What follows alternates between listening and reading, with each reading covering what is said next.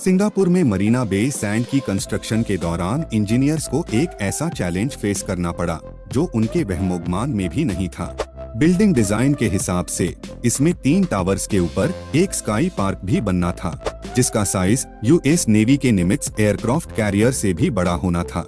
और उस टाइम पर जब 3 टावर्स के ऊपर स्काई पार्क बनने का वक्त आया तो इंजीनियर्स ने बिल्डिंग के डिजाइन में एक मेजर फॉल्ट पकड़ लिया। फॉल्ट ये था कि तूफान की सूरत में तीनों टावर्स के टॉप वाले हिस्से 200 मिलीमीटर तक झूल सकते हैं, और इस कंडीशन में अगर इसके ऊपर लाखों टन वजनी स्काई पार्क बनाया गया तो इसमें मौजूद 15 लाख लीटर पानी से भरे स्विमिंग पूल में किसी भी वक्त क्रैक पड़ सकते हैं। इसके नतीजे में जो तबाही होगी उसको इमेजिन करना भी काफी मुश्किल है। एक तरफ इस प्रोजेक्ट पर सालों की मेहनत और लाखों डॉलर लग चुके थे, तो दूसरी तरफ स्काई पार्क के आइडिया को स्किप करना भी पूरे स्ट्रक्चर की ब्यूटी को दांव पर लगाने जैसा था। कुछ तो ऐसा करना था जिससे तीनों टावर्स तूफान में बेशक स्विंग करे, लेकिन उसके ऊपर बने स्काई पार्क और स्विमिंग पूल को बाल बराबर भी नुकसान न पहुंचे। मरीना बे सैंड की कंस्ट्रक्शन के दौरान ये खड़ा होने वाला ऐसा मसला था जो पूरी कंस्ट्रक्शन और आर्किटेक्चर टीम को महंगा पड़ रहा था। लेकिन फिर हुआ एक चमत्कार। फैक्ट स्टडी की वीडियो में एक बार फिर से खुशामदीद।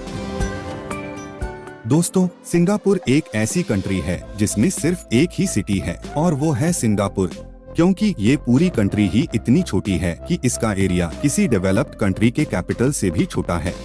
सिंगापुर मरीना बे सैंड दुनिया के कई कॉम्प्लिकेटेड कंस्ट्रक्शन प्रोजेक्ट्स में से एक है और इसी वजह से इसको इंजीनियरिंग का मास्टरपीस भी कहा जाता है। इंजीनियर्स को सिर्फ एक बिल्डिंग नहीं बल्कि पूरी 3 बिल्डिंग्स खड़ी करनी थी। ऐसी बिल्डिंग जिसका एक हिस्सा झुका हुआ होगा और वो भी दूसरे हिस्से की सपोर्ट में। $8 बिलियन की लागत से बनाए जाने वाले इस प्रोजेक्ट में 680 फीट ऊंची 3 बिल्डिंग्स के साथ साथ एयरक्राफ्ट कैरियर से भी बड़ा स्काई पार्क, 200 फीट ऊंचा आर्ट्स म्यूजियम और एक फ्लोटिंग एंटरटेनमेंट पवेलियन भी बनना था, और वो भी पानी के ऊपर। जितनी कीमत में मरीना बे सैंड बनाया गया था उसमें बुर्ज खलीफा जैसी 5 बिल्डिंग्स भी तैयार हो सकती थी। और अगर मेहनत की बात की जाए तो इस विशाल स्ट्रक्चर को बनाने में लगभग 16,500 वर्कर्स एक साथ काम करते थे। समंदर के किनारे गीली मिट्टी पर फाउंडेशन बनाने से लेकर एक खास एंगल पर कर्व्ड शेप स्ट्रक्चर और उसके ऊपर एक अनोखा स्काई पार्क बनाने तक कंस्ट्रक्शन वर्कर्स और इंजीनियर्स को कई ऐसे चैलेंजेस का सामना करना पड़ा जो न सिर्फ उनकी लाइफ का पहला चैलेंज था बल्कि आज से पहले ऐसे चैलेंजेस का दुनिया के किसी प्रोजेक्ट में सामना नहीं किया गया था। आइए एक एक करके इन तमाम चैलेंजेस और उनके सॉल्यूशंस पर नजर डालते हैं। Challenge number 1। Marina Bay Sands को बनाने के पीछे अमेरिकन बिजनेस टाइकून और लॉस वेगास सैंड्स कॉरपोरेशन के मालिक शेल्डन अडेल्सन थे, जिनका शुमार फोर्ब्स मैगजीन की रिचेस्ट लिस्ट में भी होता रहा है। अडेल्सन यहाँ एक ऐसा प्रोजेक्ट बनाना चाहते थे जो सिंगापुर की पहचान बन जाए। अब जाहिर है इस किस्म का प्रोजेक्ट बनाने के लिए उसका डिजाइन भी काफी तगड़ा होना चाहिए। इस काम के लिए मोशी सेफ्टी जैसे आर्किटेक्ट से बेहतर कोई और ऑप्शन नहीं था, जिनके कर्व्ड डिजाइन्स होते तो कमाल के हैं, पर साथ साथ मुश्किल भी बहुत होते हैं। कई महीनों की मेहनत के बाद सेफ्टी ने तो अपना डिजाइन पेश कर दिया, लेकिन इस डिजाइन ने कंस्ट्रक्शन टीम के लिए एक बड़ा चैलेंज खड़ा कर दिया।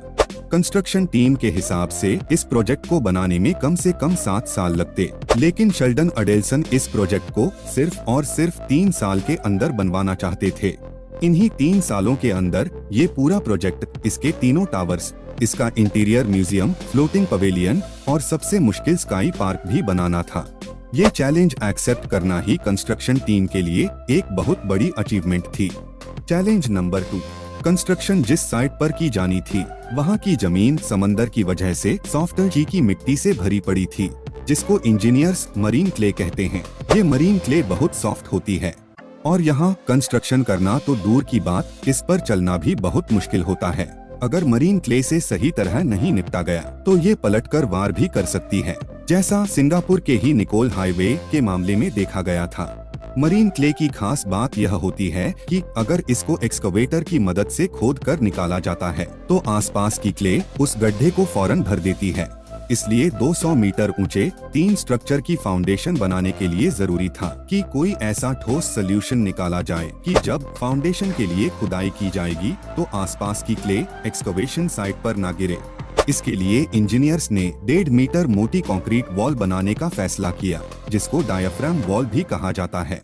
4000 मीटर की डायाफ्राम वॉल को जमीन के अंदर 50 मीटर की गहराई तक बनाया गया और फिर एक्सकवेटर की मदद से इसके अंदर से मरीन क्ले को निकाल लिया गया। Challenge number 3। मरीन क्ले से छुटकारा पाने के बाद इंजीनियर्स के पास पूरे मरीना बे सैंड को कंप्लीट करने में सिर्फ 2 साल का वक्त बचा था और ये वाकई एक बहुत मुश्किल टास्क था। इंजीनियरिंग टीम ने हार नहीं मानी और फैसला किया कि इस प्रोजेक्ट के हर एक हिस्से की कंस्ट्रक्शन एक साथ ही की जाएगी, लेकिन इसके लिए वर्कर्स की बहुत बड़ी तादाद रिक्वायर्ड थी।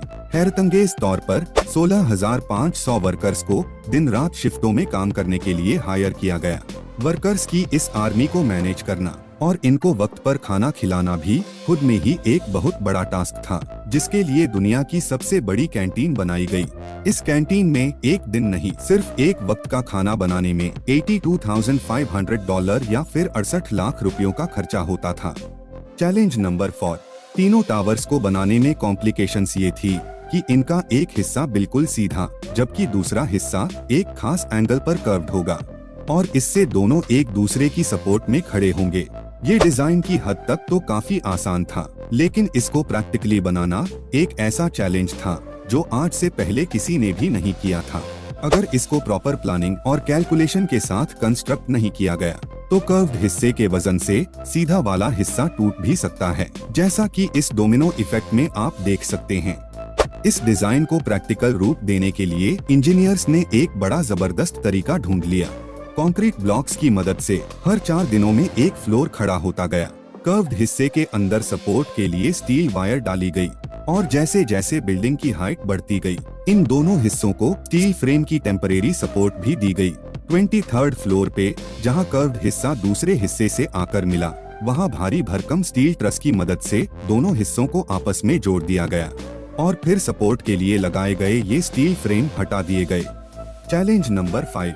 पूरे 1.5 साल गुजर चुके थे। मरीना बे सैंड्स की तीनों बिल्डिंग्स, आर्ट्स म्यूजियम और फ्लोटिंग क्रिस्टल पवेलियन की कंस्ट्रक्शन कंप्लीट हो चुकी थी और उनकी फिनिशिंग का काम चल रहा था, लेकिन एक हिस्सा बनना अभी भी बाकी था और वो था 1115 फीट लंबा स्काई पार्क, जिसको 200 मीटर ऊपर तीनों टावर्स की टॉप पर बनाना था और इस काम के लिए इंजीनियरिंग टीम के पास सिर्फ 6 महीने बचे थे। दुनिया भर में लग्जरी होटल्स और रिसोर्ट में बाकी तमाम फैसिलिटीज होने के साथ साथ काफी ओपन स्पेस भी होती है, जिसमें कम से कम गार्डन्स और पूल्स बनाए जाते हैं। लेकिन मरीना बे सैंड्स क्योंकि एक काफी तंग जगह पर बनाया जा रहा था, इसी वजह से यहाँ कोई ओपन स्पेस नहीं थी।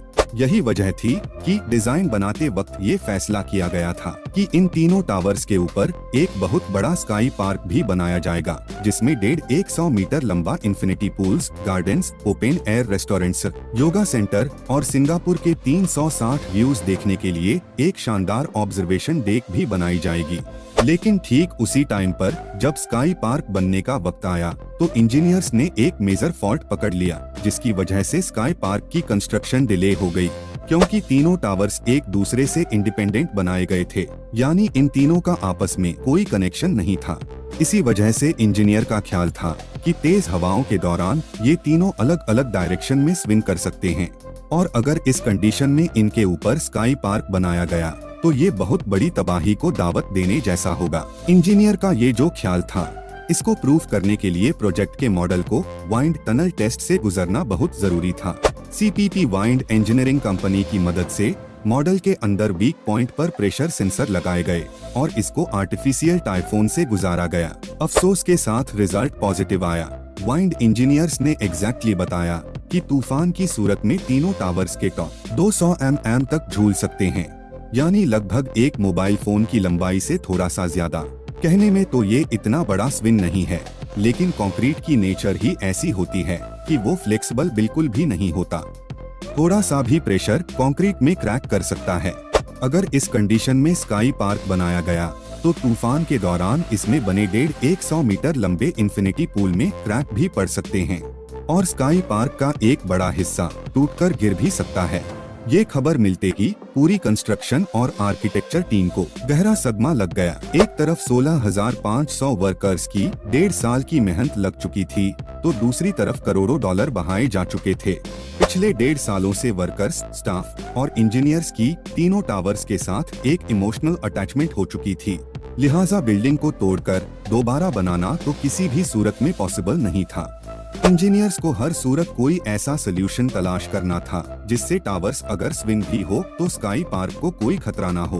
कई महीनों की मेहनत के बाद आखिरकार एक सोल्यूशन प्लान किया गया, लेकिन इसके लिए जरूरी था कि स्काई पार्क को 3 अलग अलग हिस्सों में बनाया जाए। यानी 150 मीटर लंबा इन्फिनिटी पूल बनाना अब पॉसिबल नहीं था। इंजीनियर्स ने फैसला किया कि इन्फिनिटी पूल को 50-50 मीटर के 3 पूल्स में डिवाइड कर दिया जाएगा और इनके बीच मूवमेंट के लिए कुछ स्पेस रख दी जाएगी। इस तरीके से तीनों हिस्से को एक साथ जोड़कर स्काई पार्क कंप्लीट कर लिया गया, जहां मरीना बे सैंड की कंस्ट्रक्शन 2009 में कंप्लीट होनी थी। स्काई पार्क की वजह से 1 साल डिले के बाद 2010 में कंप्लीट हुई। आज मरीना बे सैंड्स रोजाना लाखों विजिटर्स को होस्ट करता है। उम्मीद है फैक्ट स्टडी की ये वीडियो भी आप लोग भरपूर लाइक और शेयर करेंगे। आप लोगों के प्यार भरे कमेंट्स का बेहद शुक्रिया। मिलते हैं अगली शानदार वीडियो में।